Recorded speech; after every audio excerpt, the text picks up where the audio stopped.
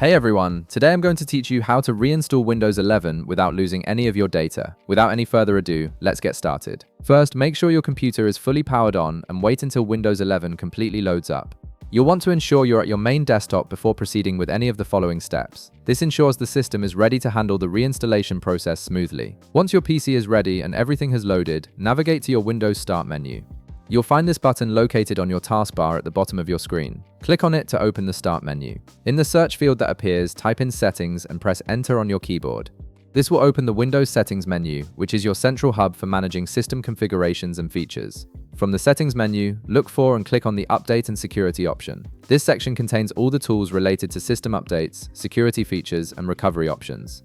It's where Windows gives you control over maintaining and restoring your system when needed. Once you're inside Update and Security, you'll notice several tabs listed on the left-hand menu. Find and click on the Recovery tab.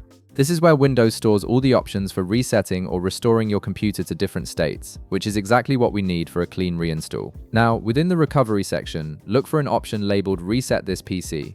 Right underneath this heading, you'll see a button that says Get Started. Go ahead and click on that button. This initiates the process that will allow you to reinstall Windows 11 while keeping your personal files intact.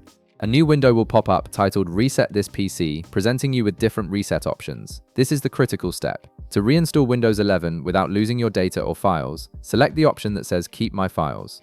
This option ensures that all your documents, photos, videos, and personal files remain safe while Windows 11 gets a fresh installation. It's perfect for fixing system issues or improving performance without the hassle of backing up and restoring everything manually.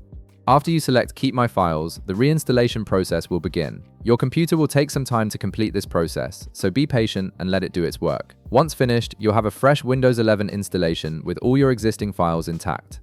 If this video helped you out, be sure to leave a like, subscribe, and I'll see you in the next one.